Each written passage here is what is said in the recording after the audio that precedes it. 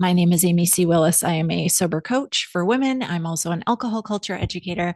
And today's video is all about why change is so hard, and more specifically, why quitting drinking is so challenging. So if that feels like it will be helpful for you, please stick around and don't forget to subscribe, comment, and engage with this video. I'm always happy to hear from you. There is a belief that quietly keeps so many women stuck when it comes to alcohol. And that belief is that quitting drinking is about willpower, that if you really wanted it, you would just do it. That if you were stronger, more disciplined, more committed, you already would have succeeded. And I'm here to tell you that that belief could not be more wrong. Behavioral science tells us something very different. Change fails predictably, not because people are weak, not because they don't want it, but because humans are wired in ways that make change hard. Again, I'm going to be talking today about the 7 psychological barriers to change outlined in behavioral scientist Katie Milkman's book, How to Change. I'm going to take her work and these concepts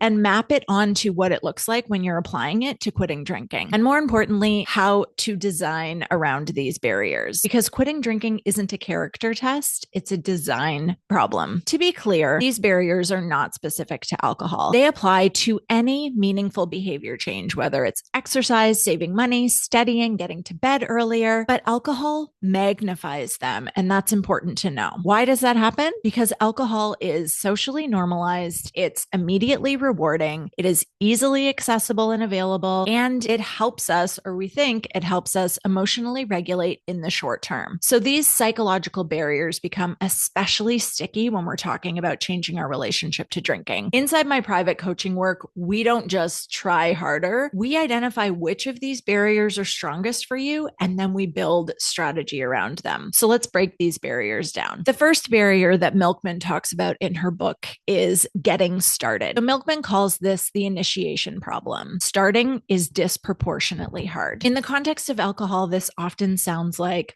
I'll start after the holidays or after this trip or once things calm down at work. Choosing a future date creates the illusion of commitment without actually requiring any action. Milkman's research highlights the fresh start effect. Birthdays or the start of the month or even Mondays psychologically separate us from our past selves, which actually functions to increase motivation. And that part is accurate. Fresh starts do actually boost follow through. But here's the nuance. The power isn't in the date. The power is in making the decision. In coaching, we offer fresh start energy strategically. We don't wait for the perfect moment. We create one. And if you're waiting to feel ready, you're likely going to be waiting forever. Barrier number 2 is impulsivity. So Milkman describes impulsivity as present bias, our tendency to prioritize immediate rewards over long-term outcomes. And alcohol is a perfect example. Alcohol presents an immediate reward, whether that is relief or social ease or numbing or a dopamine spike. And then the delayed consequence of alcohol, which is anxiety or poor sleep or regret, or of course, long-term health risks, isn't something you actually feel for a while. And so you get the boost of the immediate gratification and you don't actually have to navigate the consequences, sometimes for a while. Your brain is wired to overvalue the now. Milkman introduces a strategy called temptation bundling. So essentially that is pairing something you want to do with something that you should do. Applied to alcohol, this could look like saving your favorite podcast for your evening walk instead of drinking, only watching your comfort show while sipping an elevated alcohol-free drink instead of your favorite glass of wine. Book a standing workout date on Friday evenings with a friend you love seeing instead of going to drink. In coaching, we go further. We identify what alcohol is actually doing for you, whether it's stress relief, connection, transition rituals, and we design intentional replacements that meet the same need. White knuckling fails because it ignores reward circuitry. We don't remove the reward, we redesign it. Barrier number 3 is procrastination. Procrastination is different from getting started. This is about postponing because the goal feels too big. So Milkman's research shows that large permanent commitments increase avoidance. I can't even tell you how many times I have heard clients or women in my community we say, I can't stomach the idea of never drinking ever again. I can't get on board with quitting drinking forever because it feels too overwhelming. It feels too permanent. Forever is heavy. What ends up happening is you end up delaying. A strategy I like to implement with my clients is shrinking the scope. What this might look like in your life is looking at quitting drinking for 7 days or a month or a 6-month period to see how you feel and to see what it actually feels like, while also creating some quick wins and demonstrating to yourself your capacity for change. In private coaching, we structure contained experiments. So we shrink the scope of the goal to support you in getting started, and then we build evidence as we move through. So I just wanted to pause for 1 second to acknowledge you. If you're recognizing yourself in these patterns, this is exactly why doing this alone can feel so exhausting. What you've been trying to do likely is apply discipline to structural problems. So you've been using willpower to address structural issues, and that is largely why it hasn't been helpful or successful for you. Inside my private coaching program, we map which of these barriers are driving your behavior most, because it's rarely all 7 equally. Once we identify the dominant ones, change becomes strategic instead of emotional. We create a roadmap instead of guessing what to do next. If that level of support sounds helpful, you can reach out anytime. There's a link in the caption below to connect and talk about coaching if that feels helpful for you.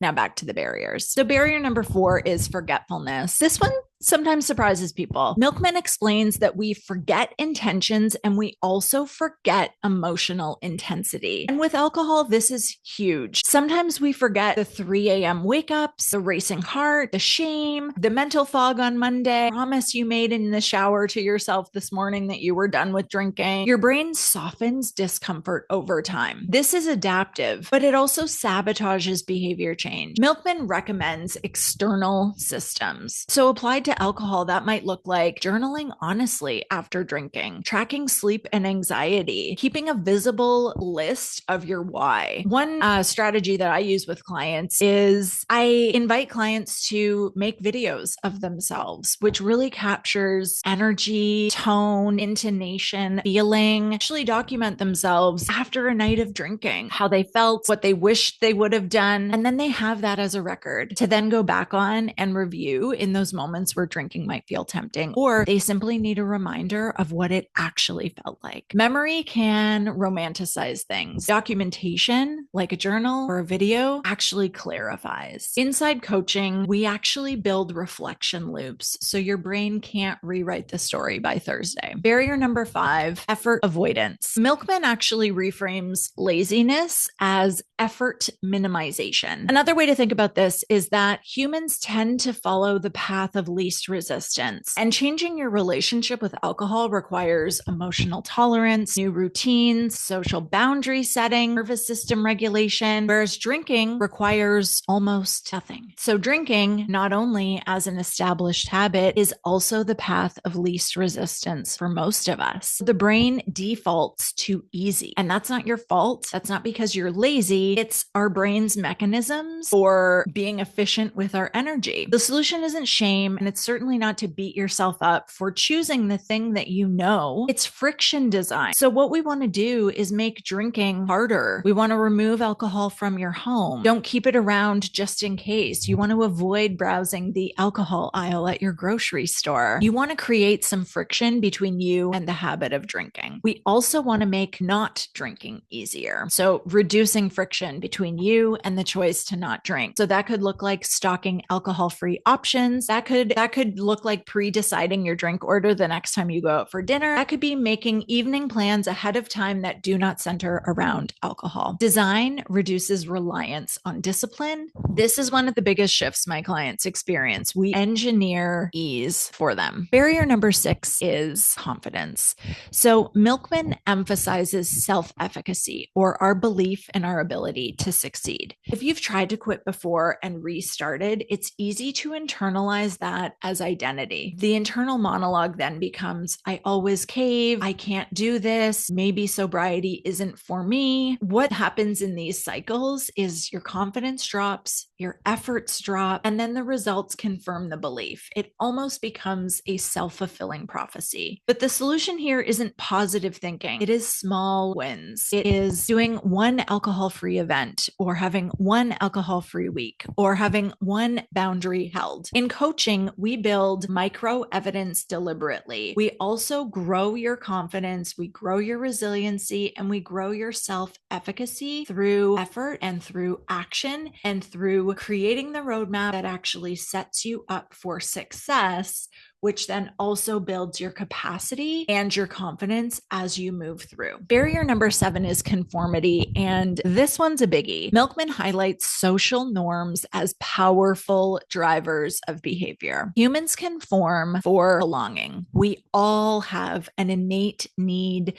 for love, connection, and belonging. And alcohol has been sold to us, and this is important to acknowledge, as a social lubricant, as a connector, as something that positions us as within the group. Alcohol is woven into workplace culture, into pretty much every social setting, into dating, into girls' nights, into queer nightlife, into celebrations, into grief rituals, into stress management, into self-care, and the list goes on. Choosing not to drink can sometimes feel socially risky. And underneath that, our sense of love, connection, and belonging sometimes then feels threatened. There's a lot going on in choosing not to have that drink because you are railing against the norms around alcohol and around alcohol consumption. So if you're having a difficult time with this component of it, please know it's not because you're weak. It's not because you don't want it. It's not because you aren't smart enough or strong enough. It's because underneath all of that, belonging really matters. And we have been conditioned and taught and trained to think that alcohol equals belonging and alcohol equals socializing and connection. Belonging does matter. So the solution isn't isolation.